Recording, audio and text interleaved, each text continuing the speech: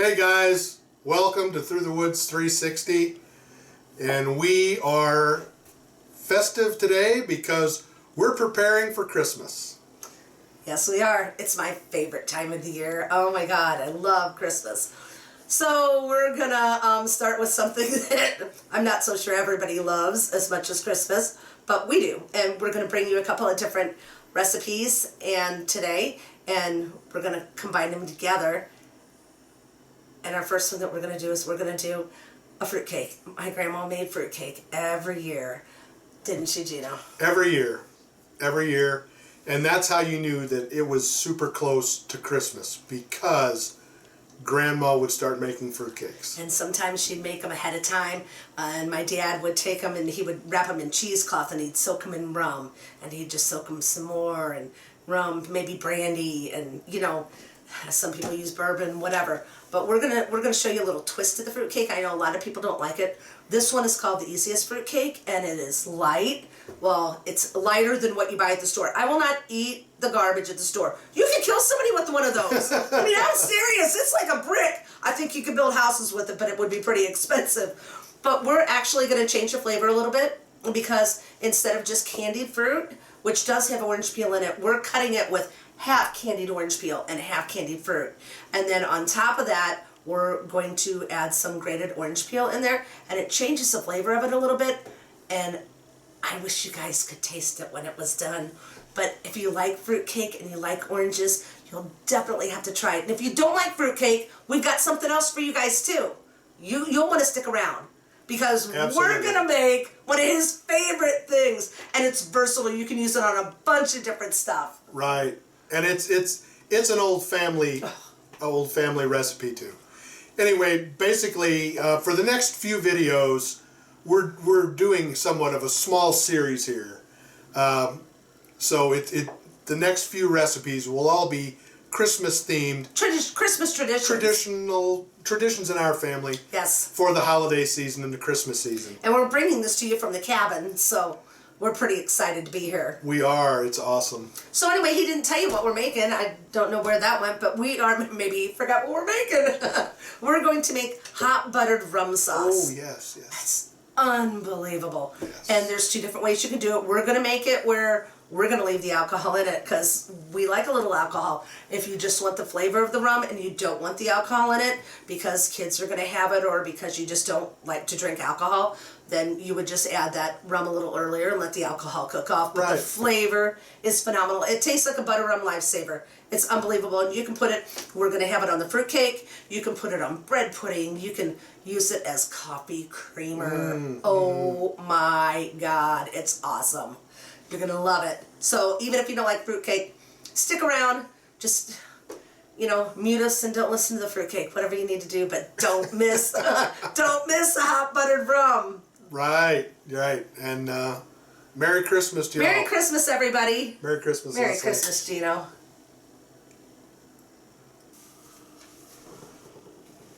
Okay, so everything you can see in front of me here, this is all that goes in it. And in this bowl, I have 2.5 cups of flour and 1 teaspoon of baking soda. So I'm just going to give it a quick little stir. Probably do it in here after I dump it in, just to get that baking soda mixed up in the flour. And this recipe says put everything in here in the order that it's listed. I've never tried doing it out of order because I follow the rules, but so we're going to do it that way. We're also going to add 2 slightly beaten eggs.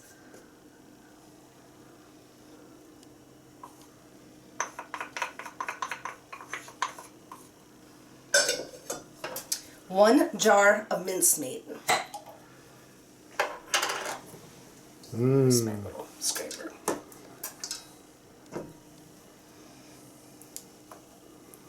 You know what, Gino? It might work. Might need a knife. Oh, I can certainly get you one if you do.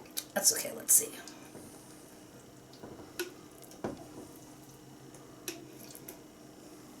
Making you proud, Grandma. Yep, this was Grandma's recipe.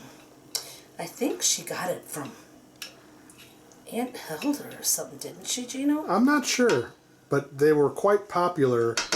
She made more than a few every year at Christmas. Oh, every year at Christmas, like I told you before, and I don't know what video it was in, but my grandma was a huge cookie baker, and she would bake, we started baking Christmas cookies before Thanksgiving, and then she would take Christmas cookies around to everybody. She'd put them up in little tins, and everybody, like the people at City Hall where she paid her city bill, and the doctor's office, and the dentist's office, and the tax man, the mailman, and anybody that they did business with, and then good friends. She would take cookies around. The garbage collector, the meter reader. Hey, would you grab me a rag real quick? Sure. Or I'm going to be a sticky mess.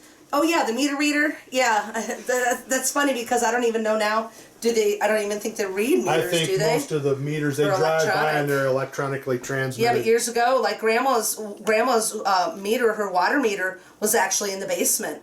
So she would have to let the meter reader. He'd knock on the back door.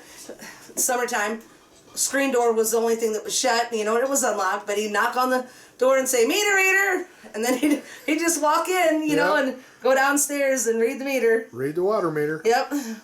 So after that, after the mincemeat, then comes 2 cups of candied fruit. I like the flavor that the orange peel imparts better than the candied fruit. And I think maybe the candied fruit, if you taste just candied fruit, oh, Gino, I need an orange as well. I'm on it. And I should have my little grater somewhere, but we'll get that in a minute. On that too. We'll get that in a minute. So anyway, if you don't like the flavor of candied fruit, you can do this all with candied orange peel, or some candied orange peel and some candied pineapple. Because those flavors are not quite the same as just the candied fruit. I'm just going to give this a quick little stir here. It doesn't say to stir after each addition, so I don't get too crazy with that because it's still kind of dry, but I'm going to get some of this flour worked into that candied fruit and that mincemeat and get the eggs stirred around a little. Now the next thing we have is a can of Eagle brand milk. It can be any kind of sweetened condensed milk. It doesn't matter. Do you know it might not be in there? You know what? I have a feeling that it might still be out in... Oh, and maybe we don't have it. Maybe that's in the box that we left at home. But you know what? We will make it. We're in luck. Okay, that'll work.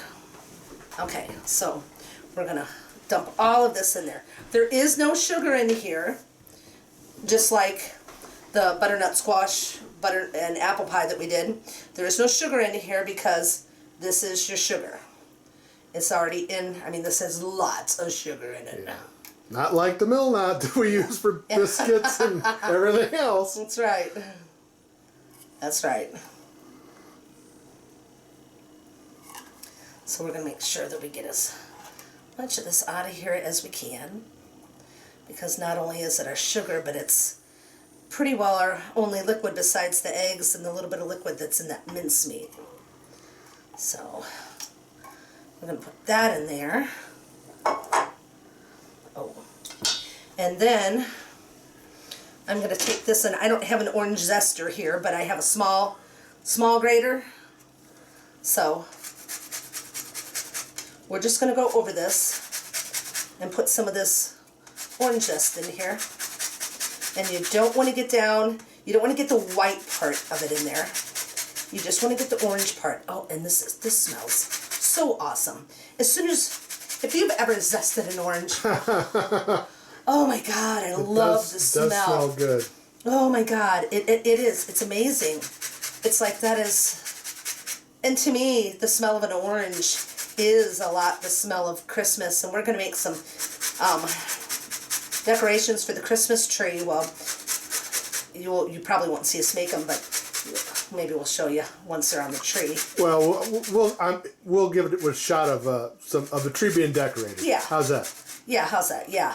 And you guys can see our orange decorations for the Christmas tree. Now, they don't smell anymore. I wanted to get some oranges, and there weren't a whole lot that were ripe when I went to the store. They were all mostly green, but if you find some oranges that are ripe and you make pomanders out of them, and you just take cold cloves and you just stud the orange with them. And it's amazing how it smells. You get that smell of that orange on there. I agree with you on the orange though. Remember when we were kids, the VFW always gave out a mesh, red mesh Christmas stocking. And it had a little bit of candy in it, but a little mostly, bit, but it had always had a big orange in it. Yep, a big and orange, some peanuts like in the this. shell. Yes. Peanuts in the shell, and an orange and an apple. Candy cane. And then we had a candy cane, and then we had what are they called? Like kits. I think they were KITS. They were like, they came in strawberry and chocolate and maybe vanilla. They were like those hard little square candies that were wrapped in the wax paper. And like if you bit down on them really hard, you could stick your mouth together. I don't know why. Yeah, that was an every year thing with Grandma and Grandpa. Go back to the VFW, sit on Santa's lap and get your mesh stocking. That's right. Full of goodies. Gotta sit on Santa's lap and tell him what you want for Christmas. And if you get it, it means you were good. If you don't, you were not so good. I'd get a lump of coal. So I'm just taking most of the zest of this one orange and putting it in here. And this is I think it's working really well, actually. Yeah, that's exactly what I have, and it was just that. So it would have been a little faster, but we are not anywhere near home right now. So we will make do with it just like this. Now I want to get this off of the back of here because this is quite a bit on here, and that's a lot of flavor.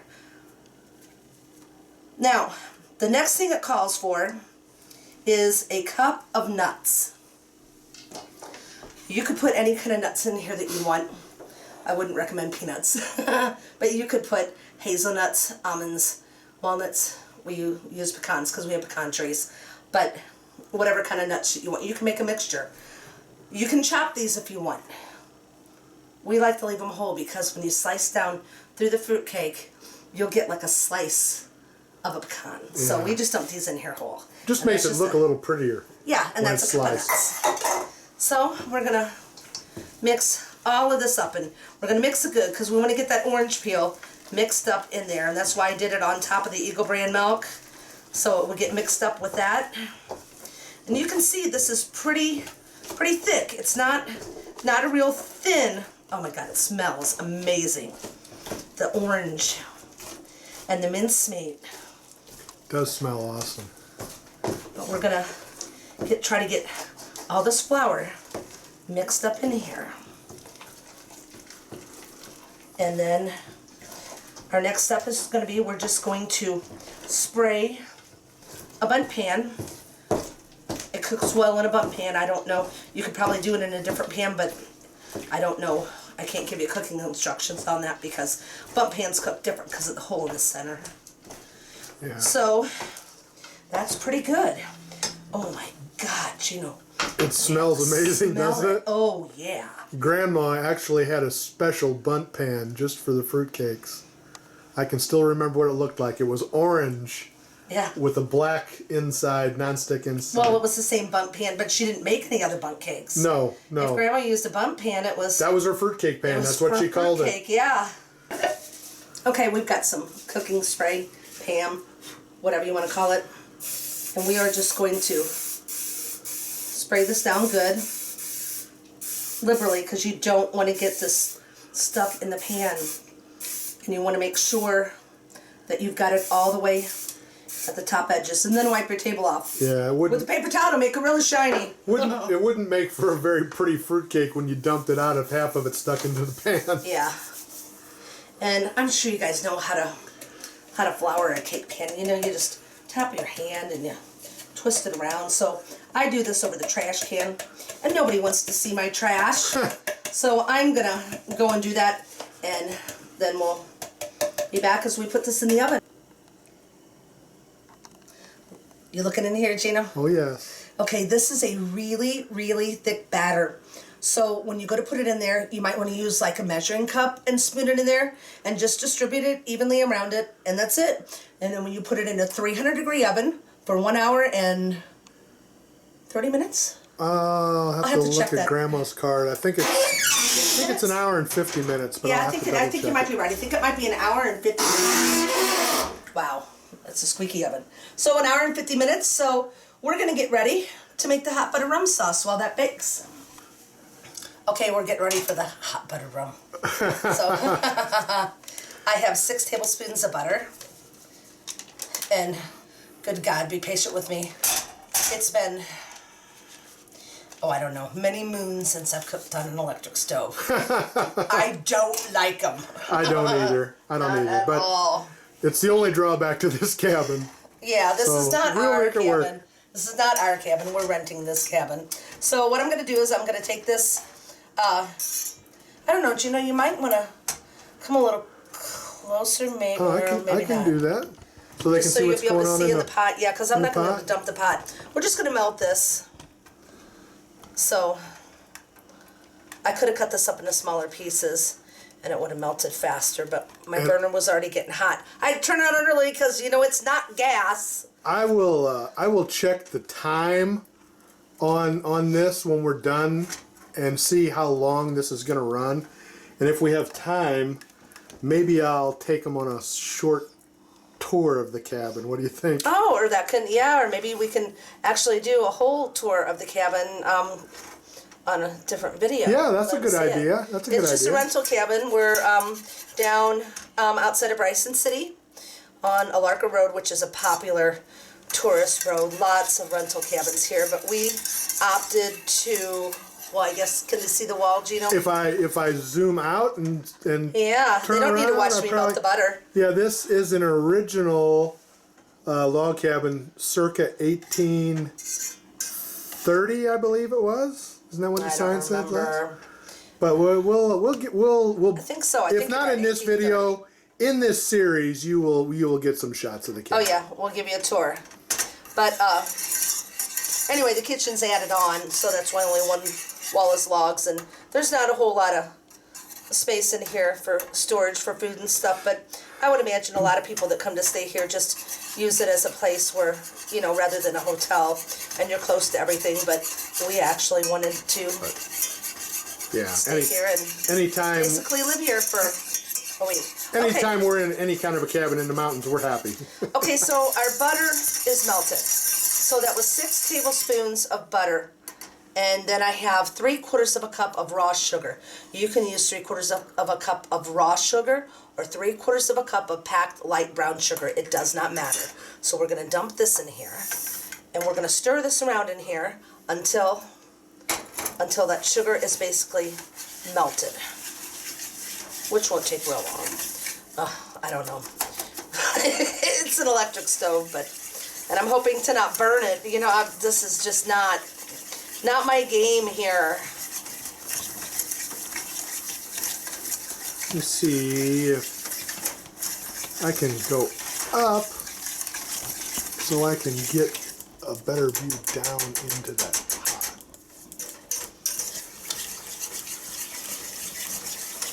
Yeah, that's a little better. I wonder if I can go a little hotter. I don't know, with an electric stove it'll be I about know. 10 minutes before you get there. And 10 minutes to cool back down. That's what's a problem. nice about gas, it's instant. I know. I use raw sugar for this. Number one, I really like the flavor of raw sugar, turbinado sugar. But it's easier to get the sugar and the butter incorporated, the melted butter incorporated. And that's how long you actually have to heat this, and is until you get the sugar and the butter actually melted together.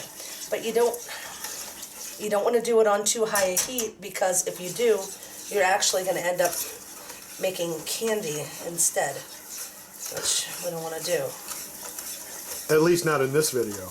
No, not in this video. So I'm kind of at odds here with this electric stove, but we're going to make it work. We are, I promise. And if we have to, we'll get the little canister stove out. Yeah. just about there, honestly. It may still be a little granular, but it has to cook with the cream yet too. But our sugar and our butter, let it sit a minute. Our sugar and butter are pretty well together. Are you looking in that pot? I will, and let me zoom in there. I'm going to pick it up off the heat. See how it's all the same? It's not like you have liquid and then sugar. That means that our sugar and our butter is incorporated. So now we're going to start adding our cream. And we have 1/3 cup of heavy whipping cream. And we're going to add this a little bit at a time, because we don't want to cool everything down too fast.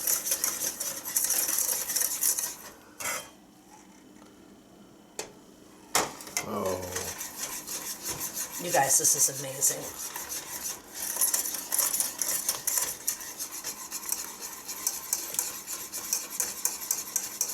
And we're just going to keep whisking this to get that cream to mix in. See, now our sugar's starting to melt because we got a little more liquid in there. Get that cream to mix in with the oil of the butter, the fat of the butter. You know what? Grab me a rubber scraper. I want to scrape the rest of that out. Sure.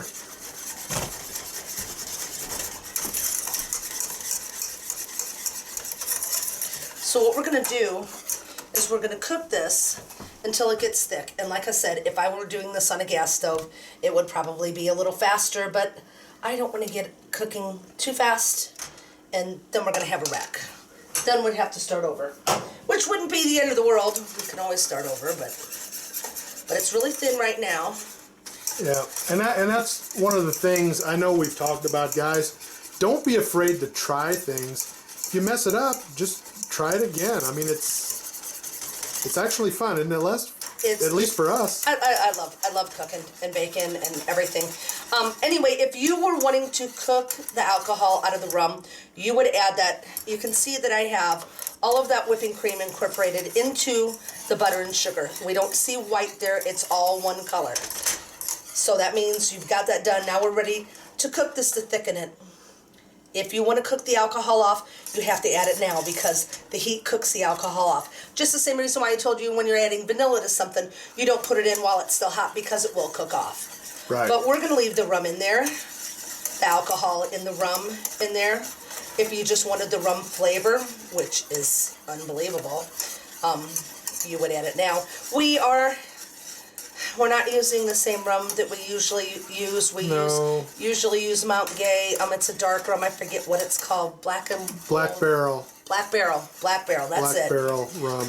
And it does. The recipe does call for a dark rum, but we can't find dark rum. You know, there's not unless it's spiced, and that would not be good. You don't want spiced rum in here. So it's like we said, we're just gonna. You do what you can do. It's still rum. We're dealing with supply chain issues too. Okay, can you see in that pot how we're cooking? Once you start cooking like this is when you're actually going to thicken the sauce, because you're thickening the cream and the sugar, both of which when you heat them, they tend to get thick. So we're just going to let this cook just here for a short while like this, and you'll be able to feel that it starts to get thicker in your whisk. And it's already smelling amazing. Yes, it is. We don't want to let this get to the point where it ends up being caramels, because caramel sauce will come on a different day. Yes, it will. And I'm thinking, okay, so we've got this just about as thick as we want it. You don't want it real thick because it'll get thicker when it cools off. And we've moved it to the back burner because our front one's hot. We're going to dump our rum in. You don't want to dump this in when it's still boiling or when it's too hot. And it would still burn you, but it's not to the point where the alcohol is going to cook off. And we're going to put in 1/4 cup of rum. Like I said, dark rum is definitely better, but that's kind of hard to find around here. And we're just going to whisk this in. Get it all mixed in good. Oh, and look how it changes the color of it. Look at that. See that, Gino? Mm-hmm. Oh, Man, this is going to be so good. And see, the rum thins it down quite a bit. That's why you want to cook it until it's a little thick. So we're going to let this cool, and later on, we'll show you how it looks after it gets cool. After that fruitcake gets done and that sauce thickens. And this is good. Dump that over the fruitcake. Oh yeah. Okay, so we're done. It's out of the oven and it smells phenomenal. Oh my God, you guys, it smells so good. And it dumped right out of there, you know. Anyway, you can see the buttered rum sauce thickened up as it stood, and this is exactly how you want it. So we're gonna give this a slice here. Oh, and she's still warm, so gently. Kind of tearing her with the pecans there a little bit, but as it cools, it'll slice through it better. Oh, look at that. And you want to know the only way to make that look better? Right here.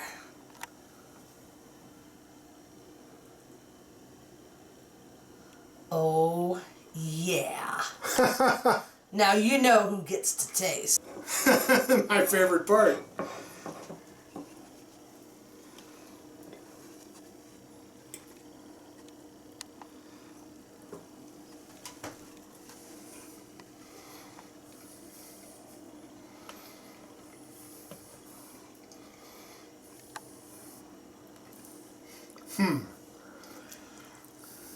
Once again, amazing. Absolutely amazing. This screams Christmas to me. If you like fruitcake, you got to try this. It's called Easiest Fruitcake for a reason. It's really simple. And Merry Christmas to you all. We'll see you again soon.